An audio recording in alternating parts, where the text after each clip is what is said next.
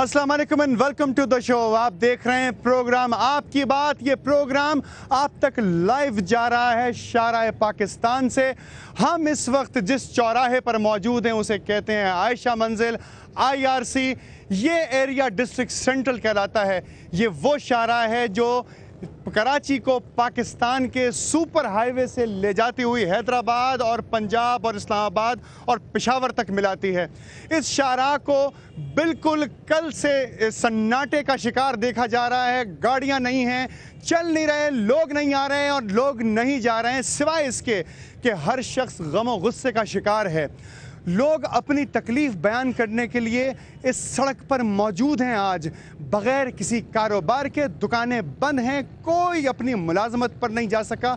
लोग हर्ट हो चुके हैं, अवाम इंतहाई नाराज़ है। कल का बयान जो जुल्फ़िकार मिर्ज़ा साहब ने दिया उसके बाद आज तक ये सिचुएशन हो चुकी है कि हर शख्स परेशान है कि कल किसकी बारी है, कल किस ज़बान की बात की जाएगी।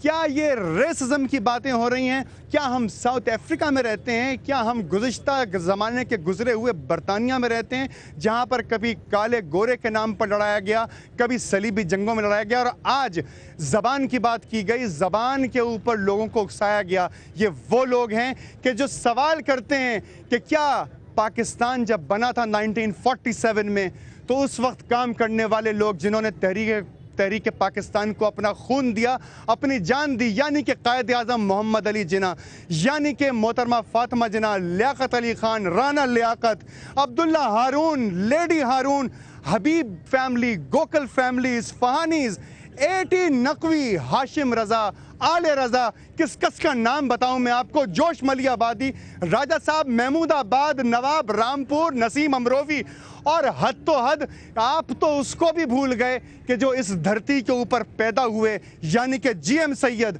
उनकी वो करारदाद भी याद नहीं रही कि जो तहरीक पाकिस्तान के लिए, पाकिस्तान बनाने के लिए पहली मर्तबा सिंध असेंबली के अंदर पेश की गई। क्या ये तमाम लोग जो इस वक्त इस दुनिया से जा चुके हैं उनकी रूह आपसे सवाल नहीं कर रही होगी कि आज इतनी बड़ी बात कहने के बाद एक छोटी सी सॉरी जो कि वो भी आपकी तरफ से नहीं आई, उसका असर क्या पड़ेगा? लोगों की जानें चली जाती हैं किसी के एक सेंटेंस कहने से। लोग अपने घरों से बाहर निकल जाते हैं, आने वाले मुस्तकबिल के बारे में सोचते हैं। इस वक्त पाकिस्तान का नहीं बल्कि पूरी दुनिया का कोई भी न्यूज़ चैनल हो, कोई सहाफ़ी हो, कोई अखबार हो, कोई जरीदा हो, एक ही सवाल कर रहा है कि आज पाकिस्तान में दोबारा लोग एक चौराहे पर इकट्ठे हैं और शायद ये दोबारा से तहरीक पाकिस्तान की बात कर रहे हैं। ये वो तमाम लोग हैं कि जिनके अजदाद ने तहरीक के लिए काम किया था, तहरीक पाकिस्तान के लिए काम किया था और आज फिर शायद करारदाद पाकिस्तान पेश करने के लिए सन 2011 में इस सुपर हाईवे से मुत्तसिल शाहराह पाकिस्तान पर मौजूद हैं। अपने अपने दुखड़े बयान करने के लिए इन बुजुर्गों की तरफ देखिए।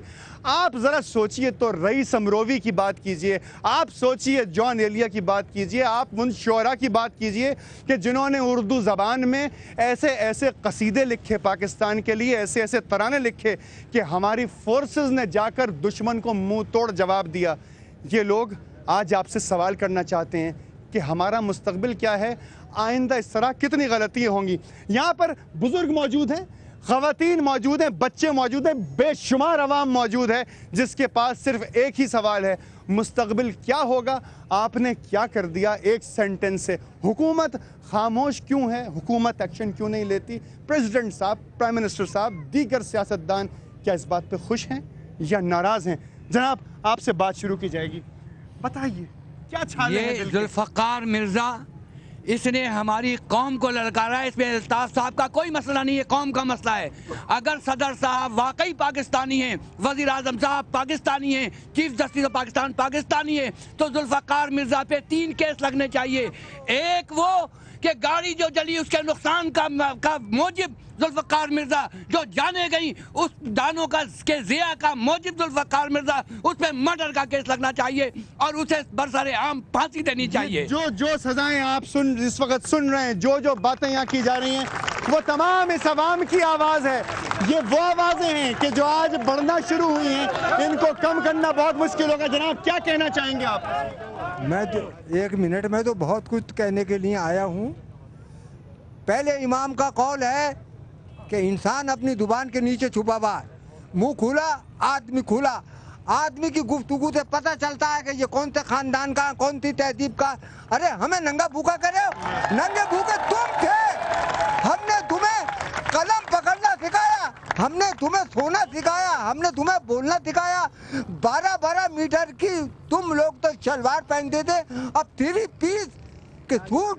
सर आदम जी वो शख्सियत के जिसने 1.8 मिलियन रुपीस पाकिस्तान को उस वक्त दिए जब पाकिस्तान पैदा हुआ था कि लो इस पैसे से चलना सीखो। सर आदम जी वो थे कि जिन्होंने डिपार्टमेंट्स के अंदर जा जाके लोगों को पैसे बांटे के देखिए इस तरीके से डिपार्टमेंट चलते हैं। आप पूछिए हाशिम रजा से कि किस तरीके से डिपार्टमेंट चलाए गए, आप पूछिए एटी नकवी से कि किस तरीके से हुकूमत का कारोबार चला। आज ये शहर अगर तमाम रोशनियों के अंदर घिरा हुआ है तो इसमें उन लोगों का बहुत बड़ा हाथ है कि जो हिजरत कर आए थे, उन लोगों का बहुत बड़ा हाथ है कि जो लैंग्वेज बोलते थे, आज जिनको आपने जबान की वजह से अपने से अलग कर देने वाली बात की है। जनाब क्या कहना चाहते हैं आप? जनाब सबसे पहले मैं समर टीवी और आपका बहुत मशकूर हूँ कि आज आपने अवामी रेफरेंडम कराया और इस बात का कि जुल्फ़िकार मिर्ज़ा इसके ऊपर रज़ा हैदर शहीद का खून है, इसने उसको कत्ल कराया और इसने इस पाकिस्तान के अंदर जो बीज बोया है वो पूरे पाकिस्तान को तबाह बर्बाद की तरफ जाता है। लोगों के तासुरात, ये वो अवाम है दूर तक, आप जहां तक देख सकते हैं कैमरे की आंख सिर्फ लोग ही लोग मौजूद हैं। ये अवाम है जो बात करना चाहते हैं, खवातीन हैं, यहाँ बहनें मौजूद हैं। क्या कहना चाहती हैं आप बताइए। जी भाई, हम लोग यहाँ पे हमारे आबा अजदाद ने यहाँ पे हज़ारों लाखों जो है कुर्बानियाँ दे के हम लोग आए हैं। हमने तो देखा भी नहीं हम कहाँ से आए, लेकिन हमें बताया गया कि तारीख़ में कि हम हिजरत करके आए, हम महाजिर कहते हैं। हमें फ़ख्र है क्योंकि हमारे हुज़ूर सल्लल्लाहु अलैहि वसल्लम भी महाजिर थे, उन्होंने भी हिजरत की है। उसमें हमें कोई भी बेइज्जती का मुकाम नहीं है जो उन्होंने हमारे साथ किया। ज़बान की जो बात की है, उर्दू बोलने वाले के साथ जो उन्होंने कल तजलील की है हमारी, तो इसलिए गंदी ज़बान से हमें तजलील किया, भूखा नंगा कहा। लेकिन हम लोग आज हमने एहतजाज जरूर किया। हम शहरी हैं यहाँ के, हम सपोर्टर हैं यहाँ के, हम लोग मिलजुल के रह रहे हैं। उर्दू बोलने का मसला सिर्फ सियासी अमल नहीं है, सिर्फ MQM मुत्तहिदा की बात नहीं है। उर्दू बोलने वाले हर तंजीम में, हर तहरीक में काम कर रहे हैं, हर तहरीक में हम लोग मिलजुल। पूरे पाकिस्तान का मसला है, उर्दू जुबान वाले पूरे पाकिस्तान में मौजूद है।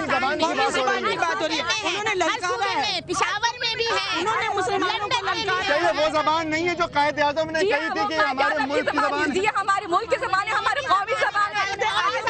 आज लिसानी बनाया है हमें, हम कौम के लिए हम एक होकर काम करना चाहते हैं। हमारे सारे भाई, हमारी तमाम जबानें, हम मुत्तहिद होते, लेकिन हमें आज एहसास दिलाया कि हम एक नहीं है। हमें एहसास दिलाया गया कि हम लोग आज फिर एक मर्तबा मौजूद है जो साबित कर देना चाहते हैं कि करारदाद पाकिस्तान दोबारा पेश की जा रही है। वो 14 निकात जिस पे बात की थी, यहाँ बच्चे मौजूद हैं। बेटा क्या नाम है आपका? हुसैन। मुझे ये बताइए, आपसे अभी बात हो रही थी, आपने मुझसे कहा कि आपने अपने अब्बा को आज घर से बाहर नहीं जाने दिया। क्यों नहीं जाने दिया? हालात खराब है। हालात क्यों खराब है बेटा? इसलिए जुल्फ़िकार मिर्ज़ा ने उर्दू स्पीकिंग लोग, बच्चे की बात सुने बाजी आप जी बताइए। उर्दू स्पीकिंग लोग जो पाकिस्तानी लोग हैं जो उर्दू बोलते हैं, उनके बारे में बुरा भला कहा और रेसिज्म बोला और उनके तो रेसिज्म बुरी चीज है जी। अब जुल्फ़िकार मिर्ज़ा साहब को क्या करना चाहिए आपके ख्याल में? अपोलोजाइज करना चाहिए, टीवी पे जाना चाहिए और अपोलोजाइज करना चाहिए जी, टीवी पे जाना चाहिए। टीवी पे क्यों जाना चाहिए? इसलिए उन्होंने बुरा वाला टीवी पे ही बोला था। बच्चा ये कह रहा है, यहाँ पे बच्चा मौजूद है, ये देखें आप, ये तमाम लोग मौजूद हैं यहाँ पर। एक छोटा सा बच्चा जिसकी उम्र 10 बरस है, वो कह रहा है कि क्योंकि आपने टेलीविजन पे इस पूरी दुनिया के सामने एक बात कही थी तो इस पूरी दुनिया के सामने आपको माफी मांगनी पड़ेगी। आज मिनिस्ट्री ऑफ इंफॉर्मेशन एक लेटर छाप देती है और भेज देती है अपॉलॉजी का, जिसके ऊपर मिर्जा साहब की सिग्नेचर भी नहीं है। अगर ये मान भी लिया जाए कि हुकूमत ये कहती है कि मिर्जा साहब का जाती फेल है, तो फिर मिनिस्ट्री ऑफ इंफॉर्मेशन ये लेटर क्यों छाप सकती है, कैसे दे सकती है? क्या कहना चाहते हैं आप लोग, बताइए मुझे। मिर्जा को पैरों के बल बैठ के माफी मांगनी चाहिए।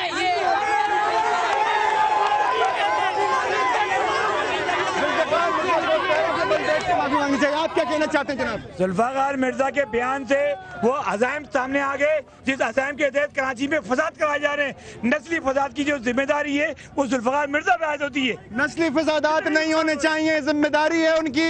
यहाँ पर मैं एक छोटा सा ब्रेक ले रहा हूँ, मेरे साथ रहिए। कराची की आवाम जो इस वक्त गम गुस्से का शिकार है यहाँ मौजूद है, इनके तासुरात आप तक पेश किए जाएंगे एक छोटे से ब्रेक के बाद।